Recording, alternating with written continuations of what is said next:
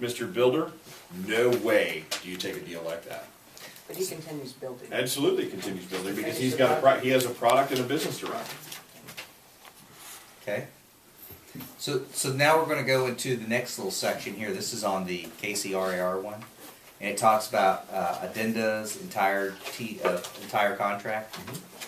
So again, just like in all the other contract training that we talk about, the only thing that is part of the agreement is what is in the contract and what the addendas that are checked are part of the agreement. So if it's not checked in one of these boxes, then it's not part of the agreement. So if you just get your Weichert addendum signed and you don't have it entered here as part of the agreement, then you have a compliance issue because you have to have that. Okay? And it's even worse if you have the contingency on the sale of a house and you have it in there and everybody signs it, but you don't have it marked on the actual contract. Guess what? It is not contingent. Okay. Per the letter of the law, that is not contingent. Okay, so you have to understand that. So it's got to be checked. It's got to be marked here. It says the following are attached or have been provided to buyer and are part of the contract. So if it's not checked here, it's not part of the contract. Okay. Now, it's always true with new homes. Now, some of these REO stuff that you do, none of the documents are marked and checked and all that kind of stuff. It's a totally different animal. New home construction, you've got to really check over your paperwork and make sure it all complies, because all those REO stuff, they always give you like a counter that supersedes everything that you wrote before. So, okay, so some of the things that you see, the agency disclosure, that box is always checked. You've got the financing addendum, the contingency for the sale of buyer's property addendum, allowance addendum, plans and specs and exhibits, pricing calculation addendum,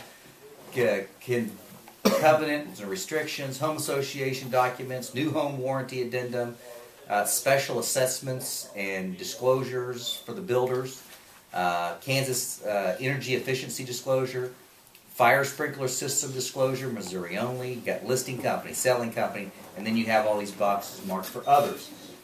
So it's very common in that other section, the builder will have a little version of the plan, like a little rendering or something like that, and maybe an allowances written on it. That would be something that would maybe potentially go into the other category. Or it could be something to do with radon disclosure. Could have radon disclosure. Criminal offenders disclosure. Right. No. Because that's not in. He is adding those into some of his contracts now, a paragraph. Stan? Well, he is. This is KCRR though. Oh, KCRR. Yeah. So because it's KCRR and they don't have those addendums in there, the builders, if they use this, they'll still use their other addendums that they can They get. don't have the criminal. They don't have that in the new one. Because they have it in the residential. Why did they not? Radon's in there, but criminal.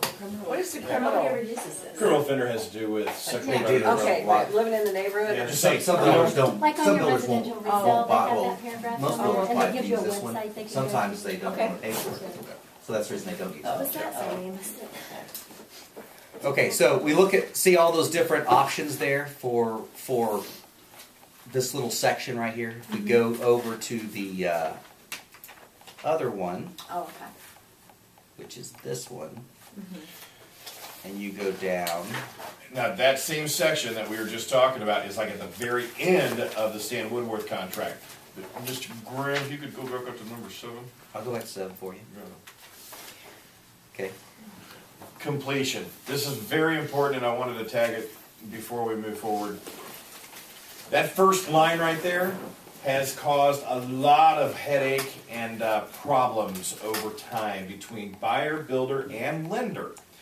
The parties contemplate that construction of the residence shall be substantially complete, not totally complete, substantially complete. Wow. And the residence shall be ready for occupancy with a certificate of occupancy, if available, or a TCO. So, it goes on, talks about things. But what does substantially complete mean? Yeah. To get a Yeah, what does it TCO. mean to John Davis? What does it mean to Lynn Musselman? What does it mean? Everybody in this room will have That's a different really opinion of what ambiguous. substantially complete is. That is awesome lawyering right there. Stan does a great job protecting his builders in that fashion. This paragraph is not in the new home sales contract by KCRAR. KCRAR is always slanted towards the buyer, right? Even in the new homes contract, it's still slanted for the buyer. This is severely slanted for the seller. So, if the punch list is not complete, doesn't matter. Builder can still force closing because the home is substantially complete. Now, does this cause a rift between buyer-builder? Yeah. Absolutely. Does this cause a rift between buyer-lender? Can be. Well, yeah. It can, because when that lender comes out and he sees that that special order carpet is not in on, in that front office or whatever, the lender could go, I'm not funding this. Now, Mr. Seller hasn't done anything wrong. He's abided by the contract, and now he has a buyer that hasn't closed. What are Mr. Seller's options at that point? He can keep the earnest deposit, cancel the contract, and move on, right? Right. Hopefully it's not that far out. Hopefully it's not that far out. Hopefully it's not that bad. But that is an option. It exists. It exists. What happens if there's obviously more that needs to be done than held in escrow? Doesn't it say that temporary certificate of occupancy? You can't Yep. if you can't get You that get a temporary TCO without carpet though, in a room. right, and you can also What? get it without landscaping and Yeah. sod. Which is not. There's Yeah. different things that you can escrow for that they will agree to. That's what I'm saying. What if there's definitely more that needs to be completed than would be worth an escrow?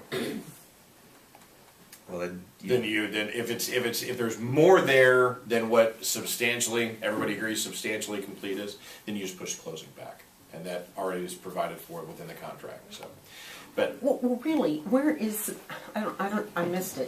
Where is substantially defined? it's not. it's not. Yeah, it's That's what I said. It's great lawyering. It's, okay, so suppose you've got a client who wants to do this job with this builder, and then they realize how skewed this contract is, and they say, I can't sign this contract. Then is the deal off, or does the builder say, I realize the builder can do whatever he wants, but can the builder say, well, I'll modify it? Can Absolutely. I mean- It can be modified if the builder is willing to do that. And it can be modified if the buyer is willing to do that. So it just depends. How bad does each party want this deal to happen? And how hung up over that word substantially are people going to get? One more question. Yep.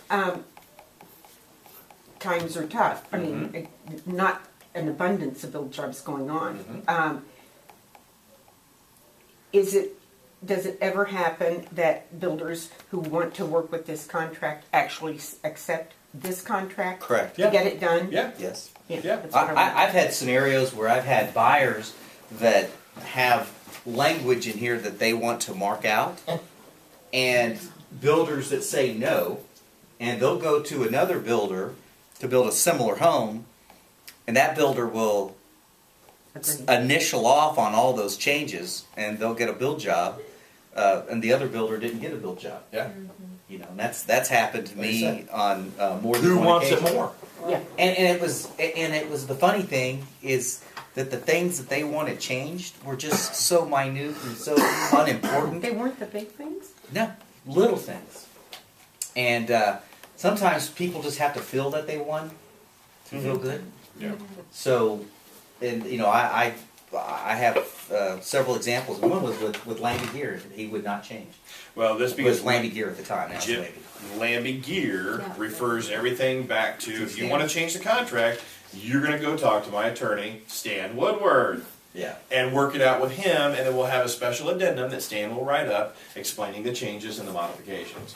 So, And you'll pay for this time with my lawyer.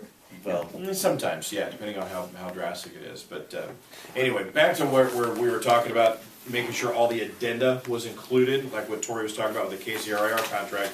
If you notice on page 14, which is paragraph 42, on the new homes contract, this is where all the addenda are marked. So